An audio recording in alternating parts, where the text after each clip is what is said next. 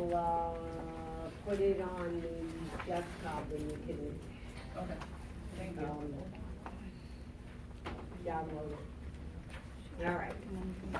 In a baby, when babies are born, they have fontanelles, all right? And the fontanelles are these little soft spots because the brain or the cranium or the skull hasn't fully sealed over. So those little soft spots, if you touch them, you're actually touching the brain. All right, so any damage to those soft spots is actually gonna damage the brain itself. And that's why they tell you in babies not to put any pressure on those soft spots. All right, and if a baby falls at a young age, they could damage the brain because of the fontanelles. All right, there's two fontanelles, your anterior and your posterior. Okay? They close at different times. Anybody know when they close? 1 month and 2 years.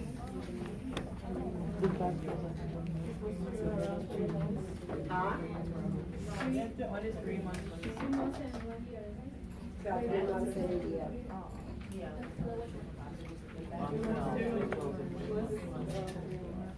The anterior, of course, you see is the longest.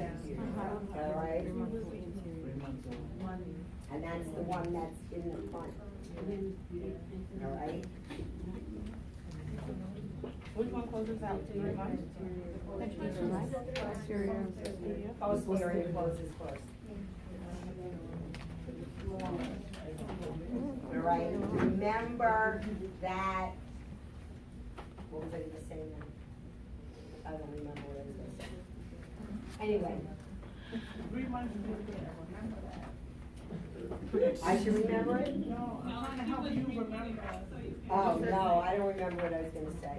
You said touching the soft spot. is the Yeah, oh, I know what I was gonna say. In babies, that soft spot is indicative of different problems, all right? If it starts to sink or look sunken, it usually means the baby is dehydrated. If it starts to bulge, it could be increasing pressure in the brain. All right, that shrill cry that they start to develop when pressure starts to increase. So the fontanelle also helps to determine what's going on with the baby as well. All right, but again, it's a soft spot that you really shouldn't be pushing on. And you'll learn about that more when you go through peds. Because you learned about that in pediatrics, right? When you did Yeah. LPN? Yeah. You'll learn about it again. All right, spinal column, very important. All right, there are several different sections of the spinal column. You have the cervical region or the neck region, which is made of 7 cervical bones.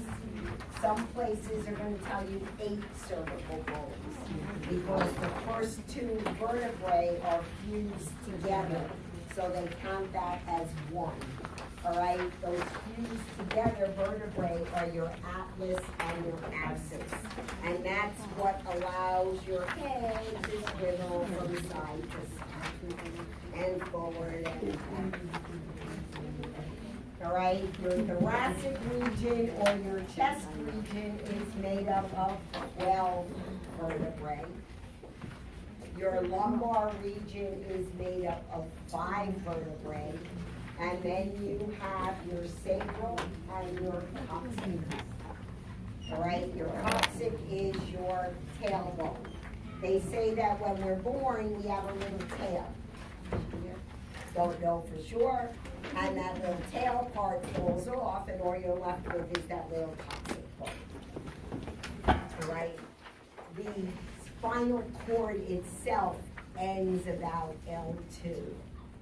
So your spinal cord isn't in your coccyx and your sacrum, all right? It's just ending at L2, and you still have 3, 4, and 5 to go.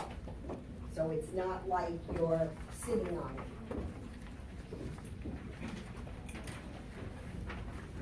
all right? Your sacrum and your coccyx bones are also fused together.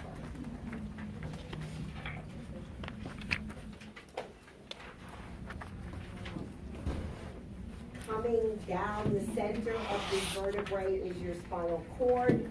Coming out from the sides of the spinal cord are all of your nerves. And those nerves innervate the neck, the trunk, the sacrum, the arms, the hands, the legs, and the feet. So when we talk about damage to a spinal cord, depending on where that damage is gonna cause lack of movement and feeling below that area of injury. So if you injure your spinal cord at T8, all right, thoracic number 8, anything down from thoracic number 8, so not from 8 down, you're gonna have absolutely no feeling. All right, because that portion of the spinal cord below thoracic 8 is no longer functioning, which means all of those nerves that are innervating those parts of the body are no longer functioning. So you'll have your movement, voluntary or involuntary. You won't have bowel and bladder control. You might not have sexual control. All right? And you'll learn more about that in med search.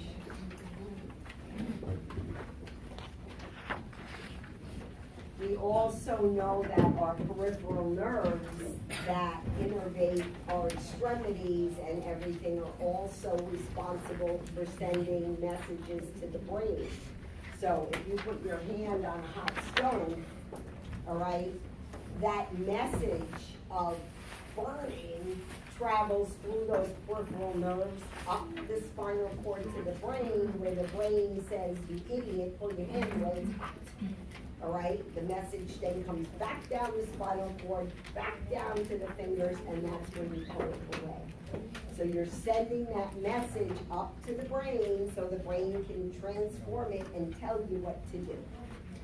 All right, so without those peripheral nerve endings or those periphery nerves, you feel nothing. And that's why you have patients with neuropathic pain, your diabetics, where there's damage to the nerves and they don't feel anything. And that's why they have such horrible foot issues, because they don't feel things, all right? They can't feel heat with water temperature. They could be walking around on a stone in their shoe for days and never know it's there. So again, with lack of circulation and lack of feeling in an extremity, that's how you start to develop a sore that doesn't heal and eventually becomes gangrenous and amputated. All right. So the vertebrae all have a unique feature that helps them perform their functions. All right, we know that there are 4 curvatures that occur along the vertebral column. Our vertebrae aren't straight down and long. All right, so we do have normal curvatures to the spine. All right, those curves are what increase the strength of the vertebrae. It also helps with flexibility and helps to absorb shock. All right. Those curvatures spring back once they increase in depth and spring back once you have that weight removed. If you're carrying a heavy backpack, for example, all right, that curvature of the spine is going to increase to support the vertebrae and also support that weight. But when you take that heavy backpack off, that curvature is no longer deep and it goes back to its original form. So those curvatures that occur are there to protect your spinal cord and to help support the body. Your lumbar vertebrae are the ones that carry the greatest amount of weight bearing. and their vertebrae are much larger and thicker in size.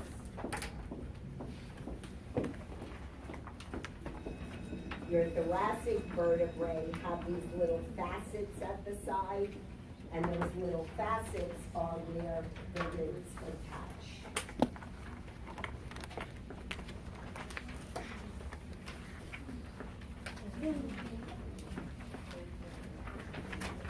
Lumbar sacrum. When we look at the vertebrae, between each vertebrae is called your disc, all right? They're little spongy cushions that help to absorb shock. When we talk about herniated disc, that little disc actually comes out from the spinal column or from the vertebrae and causes pressure on the nerve. Because remember, all these nerves are coming out. So if that spongy stuff comes out, it's gonna cause pressure on the nerve, and that's why you get that pain when you have a herniated disc. Right, and then the pain always depends on where that herniated disc actually is. All right, so they usually do something called a laminectomy or a discectomy to help relieve that pressure that's on the nerve from the herniated disc. All right, so you can see that your vertebrae actually have a natural curvature to it. What do you call laminectomy? When you look at an X-ray of your spine, you don't just see a straight line. All right, you see little curvatures in the spine. You said a laminectomy or, Discectomy. thank you.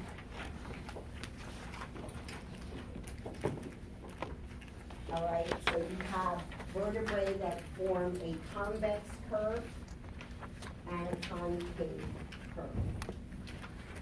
All right, we said the lumbar are the ones that bear most of the weight, and they are the biggest and the chunkiest of the vertebrae. All right, so your cervical and your lumbar are the convex curve, and the concave are your thoracic and your sacrum. So if you think about it, your spine is coming like this, right?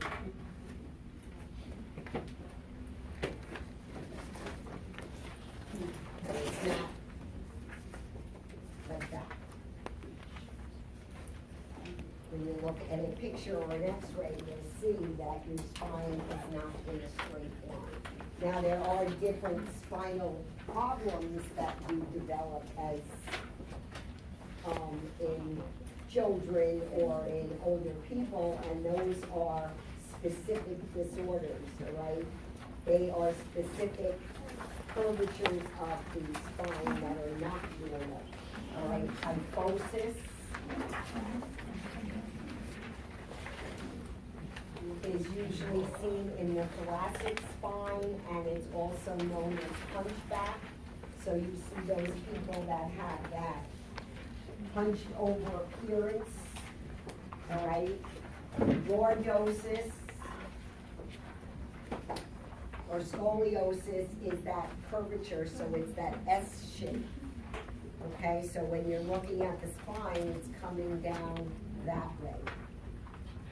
And then your lordosis is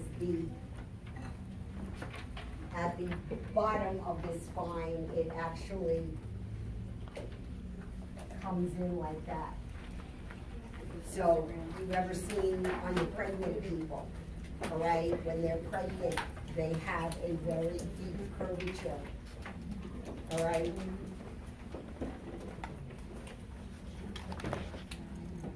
We also know that scoliosis increases as we age, especially in children when they have their growth spurts. One of the things they do in schools is they always check for scoliosis, All right, and the best way to do that is to have the child bend forward to touch their feet, kind of, like this. And then the nurse usually looks at the spinal cord and you can see if there is an S shape to the spine itself, just from visual. Of course, the pediatrician should be able to figure it out. It is more common in girls than it is in boys. And really, the only way to help to improve it or to deal with it is to wear a brace. And that, of course, becomes an issue with adolescents because you gotta wear a brace. You can't fit all those cute little clothes over it, and they don't wanna wear it, and they cause more damage to the spine. All right? So lordosis is that inward curvature of the lower back, and they call it sway back. And osteoporosis, we pretty much talked about it already.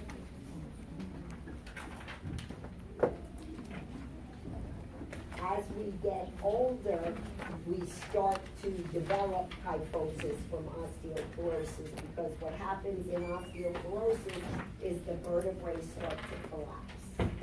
And that's what causes that hunchback appearance and the neck hanging down in your older patients, where they're not able to hold their heads up. All right, you can see scoliosis here, you see that S-shaped curvature of the spine. All right, here is kyphosis, where you see that big sway, the big hump, and this is your sway back.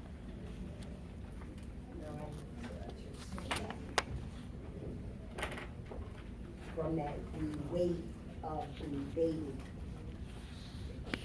Yeah.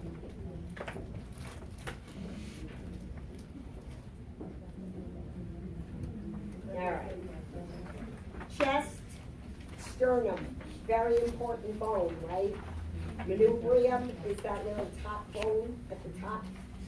Then you have your sternum, and then below the sternum you have the xiphoid.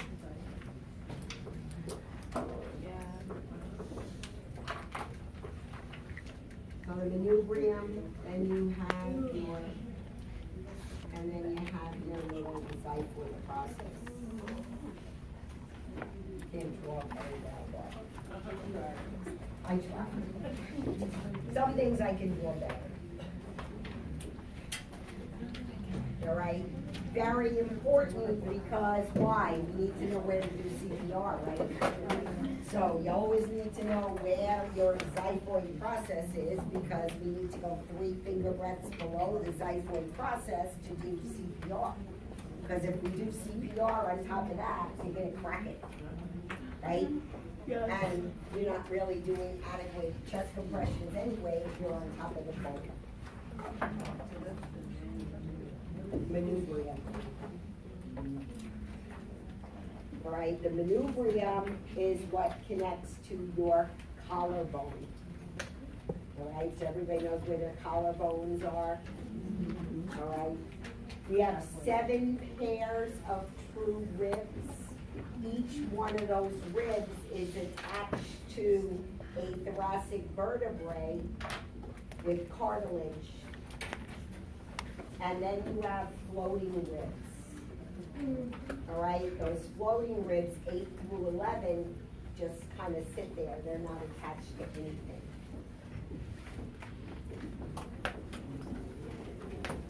All right, the clavicular notch is where the clavicle joins the collarbone, all right? And your intercostal spaces are, which is very important to know, are those spaces between the vertebrae. All right, those are important to know, because in those intercostal spaces are your intercostal muscles. And those intercostal muscles are responsible for Inspiration and exhalation, because they help the rib cage expand and contract. We also see accessory muscles or use of those intercostal muscles in somebody that's struggling to breathe, like an asthmatic, right? Or somebody with COPD starts to do a lot of use of those intercostal muscles to help expand their lungs.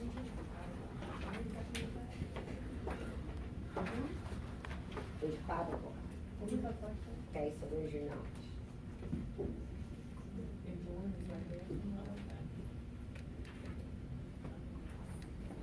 Right? So here's your notch. Here's your manubrium, your sternum, and your xiphoid process.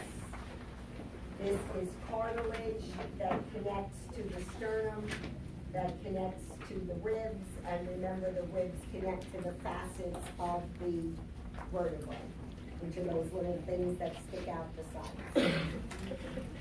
All right, these are your floating ribs, 11 and 12.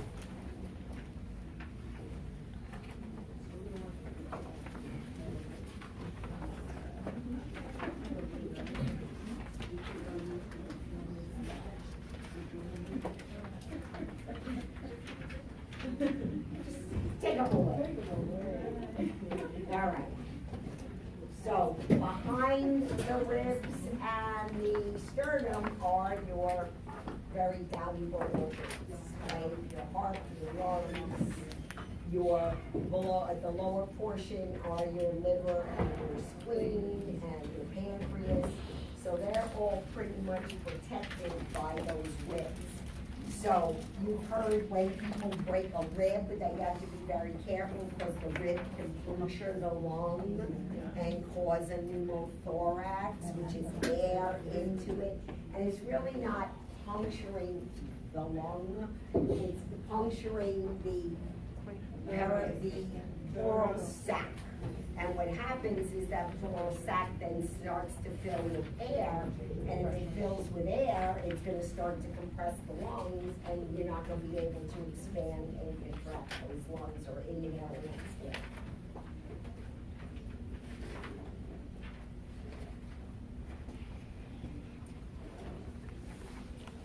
So which bone forms the back and the base of the skull? Occipital. Where is your parietal bone?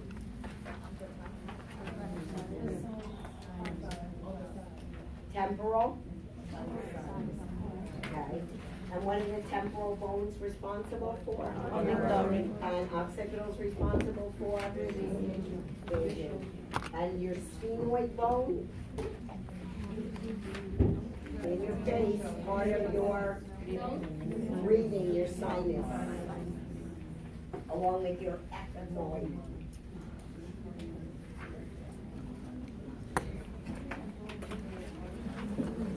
They kind of like twist in the top.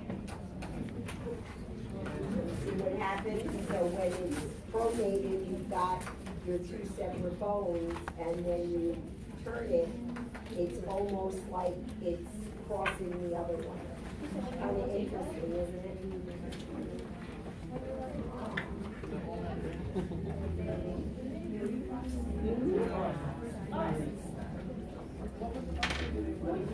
Do they really cross together?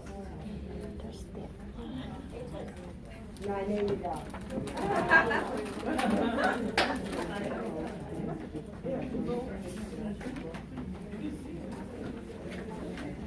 All right, you have that nice nub on your elbow, right? That's your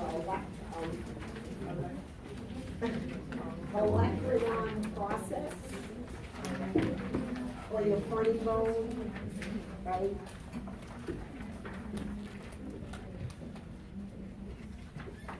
And then you have the bones of your hands. Right, you have your phalanges, which are your fingers. You have your carpals and your metacarpals, which make up your wrists. So how many phalanges do we have? Okay, So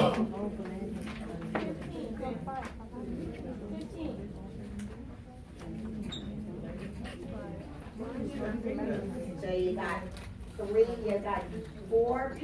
five pink ones, you got five yellow ones, four yellow ones, sorry. Five blue. So how many you got? 14. All right, your pelvic bones, okay, important, not so important, they'll be more important when you get into musculoskeletal and your hip fractures and your, pubic fractures, which can be pretty dangerous.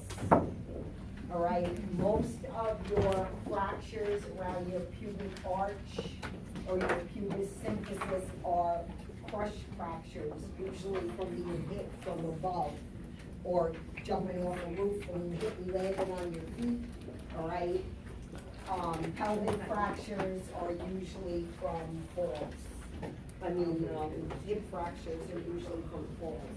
And we see that in a lot of our elderly patients.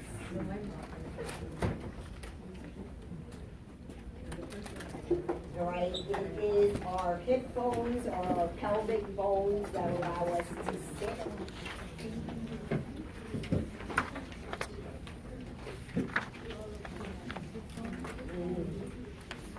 Get a little tail.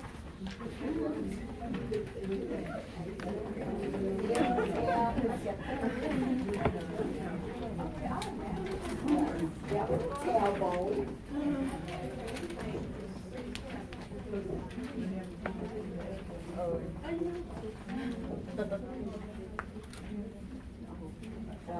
You know that the women's pelvis is a lot wider than the male pelvis, right? Because of childbirth.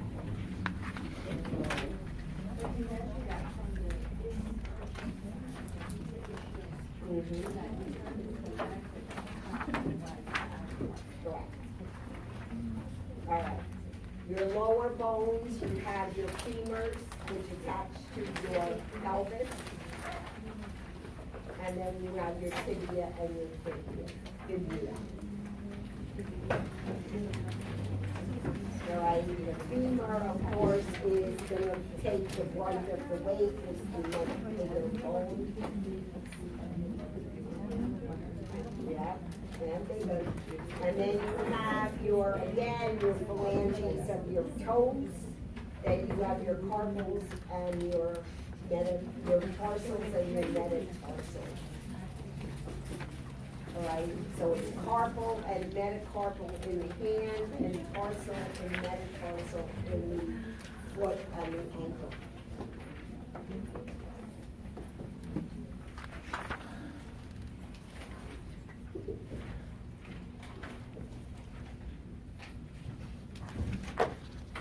So which of the following bones is in the shoulder?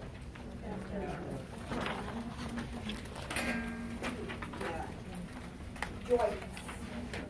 Joints are what articulate and help to move your bones.